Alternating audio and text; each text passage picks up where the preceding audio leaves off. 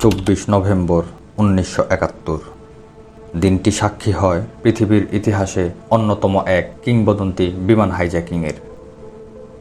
যে বিমান হাইজ্যাকিংয়ের ঘটনা কান নাড়িয়ে দিয়েছিল আমেরিকার আইন শৃঙ্খলা রক্ষাকারী সংস্থা FBI সহ সম্পূর্ণ প্রশাসনের, যা ছিল আমেরিকার ইতিহাসে ঘটে যাওয়া প্রথম বিমান হাইজ্যাকিংয়ের ঘটনা। দিনটি ছিল বুধবারের স্বাভাবিক বিকেল। আমেরিকায় নর্থ ওয়েস্ট ওরিয়েন্ট এয়ারলাইন্সের একটি ফ্লাইট, যেটি পোর্টল্যান্ড শহর থেকে টেক অফ করে সিএটিএল শহরের উদ্দেশ্যে। এটি ছিল মাত্র 30 মিনিটের পথ। 36 জন প্যাসেঞ্জার এবং 6 জন ক্রু মেম্বার নিয়ে বিমানটি যাত্রা শুরু করে।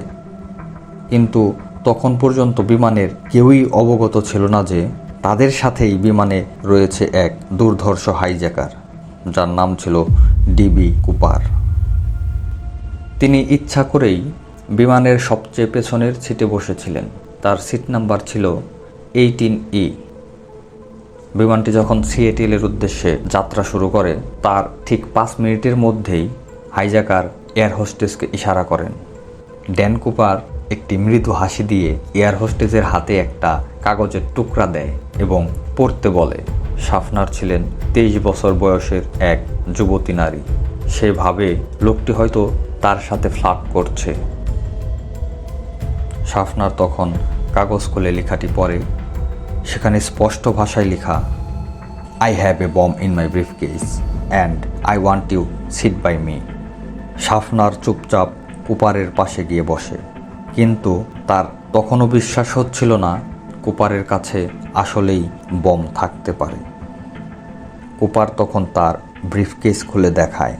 সেখানে কিছু সিলিন্ডারের সাথে তার পেঁচানো, যেগুলো আরেকটি সিলিন্ড্রিক্যাল ব্যাটারির সাথে অ্যাটাচড করা। এটা যে বম, সেটা অবিশ্বাসের কোনো কারণ রইল না। কুপার তখন এয়ার হোস্টেজের কাছে 4টি প্যারাশুট এবং $2 লাখ দাবি করে। তখনই এয়ারপোর্টে একটা ফুয়েল ভর্তি ট্রাক লাগবে বিমানটিকে রিফুয়েল করার জন্য, যাতে হাইজ্যাকার বিমানটি নিয়ে পালাতে পারে। বিমানের বাকি প্যাসেঞ্জার হাইজ্যাকিং সম্পর্কে তখন পর্যন্ত কোনো কিছুই টের পায়নি। ফ্লোরেন্স শাফনার কুপারের দেয়া নোটটি নিয়ে বিমানের ককপিটে চলে যায় এবং পাইলটদের দেখায়। তখন আরেকজন এয়ার হোস্টেজ, যার নাম ছিল টিনা ম্যাকলাউ, তাকেও ব্যাপারটা জানানো হয়।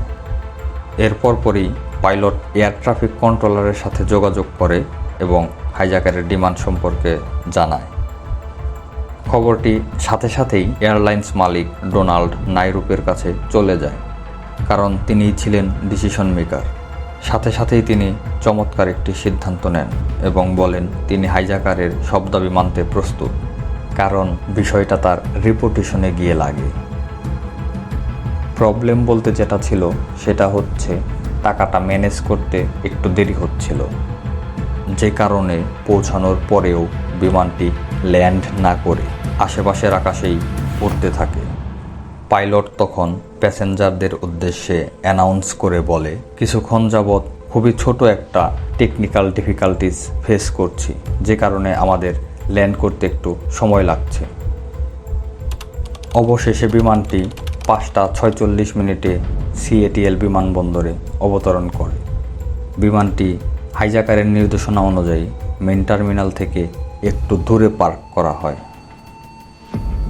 কুপার যখন প্যারাশুট এবং $2 লাখ হাতে পায়, তখন সব প্যাসেঞ্জার এবং ফ্লাইট অ্যাটেন্ডেন্টসদের বিমান ত্যাগ করার অনুমতি দেয়, শুধু টিনা ম্যাকলাউ বাদে।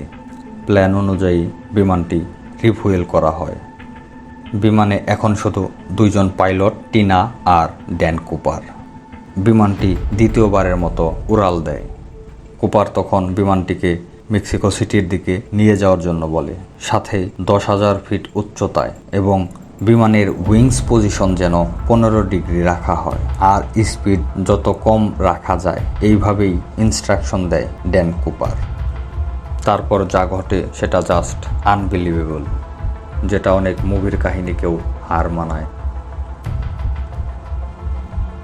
কুপার টিনাকে বলে বিমানের ককপিটে চলে যেতে এবং যাওয়ার পর যেন দরজা বন্ধ করে দেয়। প্যাসেঞ্জার এরিয়াতে কুপার সম্পূর্ণ একা। সে একটা প্যারাশুটের দড়ি কেটে টাকার ব্যাগের সাথে নিজেকে বেঁধে নেয়। কিছুক্ষণ পর ককপিটে ওয়ার্নিং লাইট জ্বলে ওঠে, যেটা ইন্ডিকেট করছিল বিমানের পেছনের সিঁড়িটা নামানো হয়েছে। আপনারা জেনে থাকবেন তখনকার সময়ে বোয়িং 727 বিমানের পেছনের দিকে যাত্রী ওঠানামার জন্য একটা সিঁড়ি থাকতো, যেমনটা আপনারা ছবিতে দেখতে পাচ্ছেন। কুপার সেই সিঁড়িটা খুলে 2টি প্যারাশুট নিয়ে বিমান থেকে লাফ দেয়। এরপর পাইলট বিমানটিকে নিয়ে 10টা 15 মিনিটে রেনো বিমানবন্দরে ল্যান্ড করে। রাত 8টার দিকে যখন বিমানের ককপিটে অ্যালার্ম বাজে, তখনই এয়ার ট্রাফিক কন্ট্রোলারের সাহায্যে এফবিআইকে ইনফর্ম করা হয়। কুপার যে সিটে বসেছিলেন তার নিচে সিগারেটের কিছু পোড়া ফিল্টার পাওয়া যায়। ইনভেস্টিগেটর আরও গভীরভাবে পর্যবেক্ষণ করে সেখানে 66টি আনআইডেন্টিফাই ফিঙ্গারপ্রিন্ট খুঁজে পায়, যেটা কোনো প্যাসেঞ্জার বা ক্রু মেম্বারের ছিল না। ইনভেস্টিগেশনটি 45 বছর ধরে চলে এবং অবশেষে 2016 সালে এফবিআই অফিসিয়ালভাবে ডিবি কুপারের কেসটি বন্ধ করে দেয়। এখন পর্যন্ত পৃথিবীর ইতিহাসে এটি একমাত্র হাইজ্যাকিংয়ের ঘটনা যার মিস্ট্রি কেউ সলভ করতে পারেনি।